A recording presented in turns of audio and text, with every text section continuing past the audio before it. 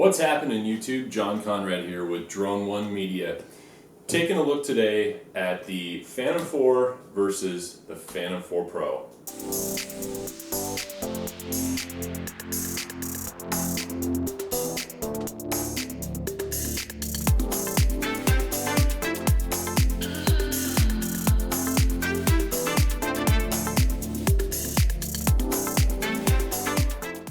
Now, I've had the Phantom 4 Pro for about a month and a half now, and there's some things I really like about the Phantom 4 Pro, and there's some things that I'm not too wild about, and I also wanted to compare it to the Phantom 4, which is the drone that I started with last May, and served me very well. Traveled over 20,000 miles with this drone. From the outside, they look fairly similar, the same overall body shape. The difference being on the sides. On the Phantom 4 Pro, we have these infrared sensors, where the Phantom 4, no sensors on. On the back, you can see the Phantom 4 Pro has sensors on the back for rear obstacle avoidance, where the Phantom 4 only has them on the front.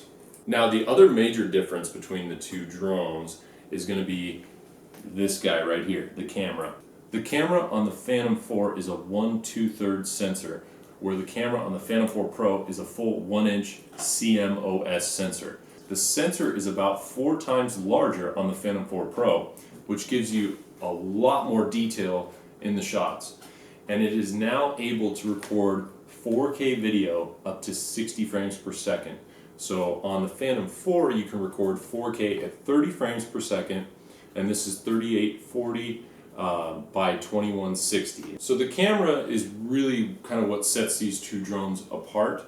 The Phantom 4 Pro yields some really amazing images and video. The images on the Phantom 4 Pro are now 20 megapixel raw images, where on the Phantom 4 they're 12 megapixel raw.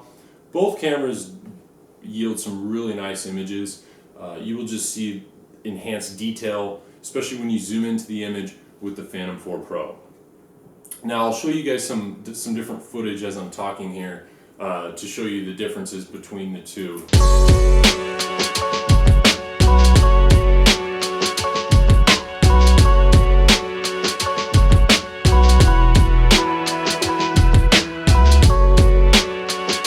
So as you can see, there is quite a bit of difference between the Phantom 4 and the Phantom 4 Pro in terms of image quality. Now, one thing I should mention, on the side-facing infrared sensors on the Phantom 4 Pro, these are only active in tripod mode. What that means is every other normal mode, your standard P mode, your sport mode, these are not functional. So the only time you're going to get side collision avoidance is when you're in tripod mode, which is useful, but it's sort of a misconception that these are always on. They're not. They're only on during tripod mode. So something to keep in mind. The rear-facing sensors on the Phantom 4 Pro are always active in P mode and tripod mode. Sport mode, no. They turn off the obstacle avoidance because it's simply, the drone is just simply traveling too fast in order for these to work. P mode is probably going to be the mode that is most commonly used for most people, and that you get the front and the rear sensors only on the Phantom 4 Pro. In terms of flight time, what I've noticed is the Phantom 4 Pro with its higher capacity battery at 5870 milliamps gets about 2 to 3 minutes longer flight time than the Phantom 4 Pro with its 5350 milliamp battery. Now, what is nice about the two batteries on both drones is they are the exact same form factor.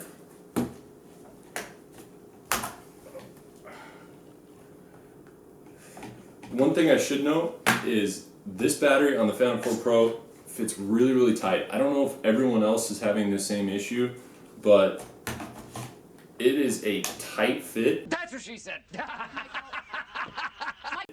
And when I pull it out, it's not always easy. So it seems like something to do with the tolerances on the battery housing or the tray on the Phantom 4 Pro is a little bit tighter than it was on the Phantom 4.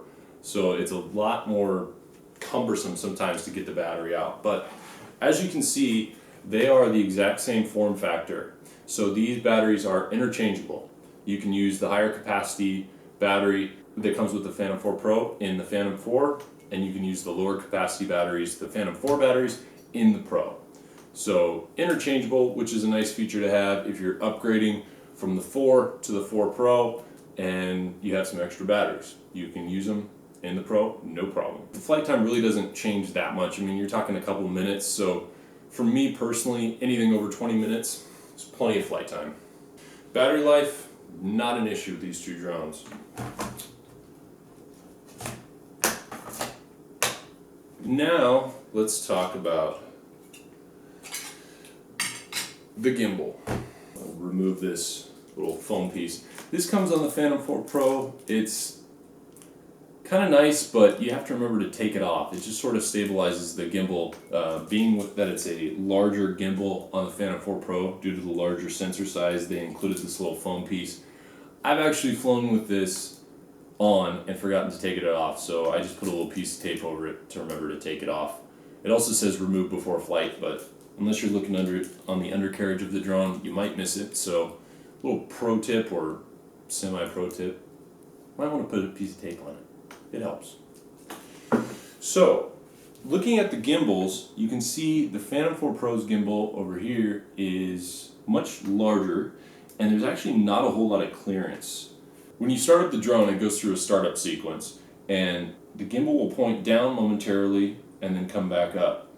Now with this, I've noticed on the Phantom 4 Pro, unless you're sitting on very level ground, this can actually scrape against the ground when it's going down. Just be aware of that and make sure you have a nice level surface. But other than that, I mean, the gimbal is beefed up. I've had some small issues with the gimbal, and I think other people have had these too because I've been hearing about it online. You'll see a slight shake, especially in a little bit higher wind conditions. I've noticed there is a slight wiggle to the gimbal. I think this has been addressed by DJI. I know they're aware of it. I think software updates will fix this issue. The other main issue with the camera that I've been having on the Phantom 4 Pro that I didn't have on the Phantom 4 is the D-Log. Now, I generally shoot in D-Log because I like to get a nice flat image to color correct in post. What I've noticed is on the Phantom 4, the D-Log removes a good amount of detail, but it's still very usable and very flexible in post, so you can color grade it how you want, and I really haven't had any issues with the D-Log on the Phantom 4. But for some reason on the Phantom 4 Pro, they have stripped away a lot more detail. So when you're going into post-production and you're trying to work with the image, it's a lot more difficult to bring back that detail that's lost from the D-Log setting. So what I've been doing is running the D-Cinelike on the Phantom 4 Pro, and it seems to work pretty well. I think DJI will probably fix the D-Log in a future software update, but as it sits right now, I'm not very happy with it. So that's one thing that they need to address. And again, I think these issues are software related. I think DJI will fix them because they're always rolling out new updates. So that's the good news. But you know, a couple minor gripes on the Phantom 4 Pro. One other thing you will have to get used to, and this is the same as on the Mavic Pro, is now with the Phantom 4 Pro's camera, they have gone to tap to focus. So even when the drone is set to autofocus, if it's autofocus or if it's manual focus, you really need to be aware of the focus. That's something that I never had to worry about on the Phantom 4, it just took care of it on its own. But with DJI's latest generation of the consumer drones with the Mavic Pro and the Phantom 4 Pro, they have gone to tap to focus, and that's the route that they've gone. So it's something that you kind of have to get used to, especially if you're coming from a Phantom 4 or a Phantom 3 or prior. With the Phantom 4 Pro, make sure you tap to focus. Otherwise, it gets a little, and even when it's set to autofocus, don't believe it. Just make sure you tap to focus every time. Or what you can also do, there. So, shutter button over here. Just one press, right? That's the Phantom 4 Pro remote. You can press it halfway down, and that's going to autofocus. Make sure you do that. Very important. The controllers on these drones look identical, but this one for the Phantom 4 Pro is using the same 2.4 or 5.8 gigahertz frequencies that's used in the Mavic Pro. So you get a lot more range out of the Phantom 4 Pro, the same system that they're running in the Mavic Pro. I've personally tested this. I've got a video that I went out to 19,000 feet over the ocean with the Phantom 4 Pro, and the connection was really solid the whole time. So I was really impressed with the range on the Phantom 4 Pro. I will link that video down below, and there'll also be a card right up here to click on if you want to check that out. But yeah, small difference, 2.4 only on the Phantom 4, 2.4 and 5.8 on the Phantom 4 Pro. Adds some range, which is nice for long distance shooting, and just peace of mind, because the connection overall on the Phantom 4 Pro is much more solid, because it automatically switches between 2.4 and 5.8 when it detects interference. So which one should you buy? For my money, I'm gonna pick the Phantom 4 Pro. I think for an extra $500, you're getting a lot of added functionality in the camera, a lot better quality on the stills and on the video. But it all comes down to what's your goal here. If you want a drone that you want to record your family vacations and take an occasional aerial photo, the Phantom 4 is a great drone, and it works really well for that. And it'll record 4K video, and at $999, it's a great price for this drone. Now, if you want the maximum detail in the images you take, you want to be able to adjust the aperture, and you have the higher ISO, 1-inch CMOS sensor, better quality all around, and added obstacle avoidance sensors, then the Phantom 4 Pro is going to be your choice. It is the best prosumer or consumer drone that DJI makes, and it even rivals the quality of the Inspire 2. So you're getting really, really good quality for $14.99, and the Inspire 2 is $6,000, and it would be hard pressed to say it's 4 times better than the Phantom 4 Pro. It's certainly not. Yes, you are recording in ProRes directly to the camera, so you don't have as much compression. So that's nice, but at the same time, this does H.265, 100 megabits per second. The quality is unrivaled by any other drone at this price point.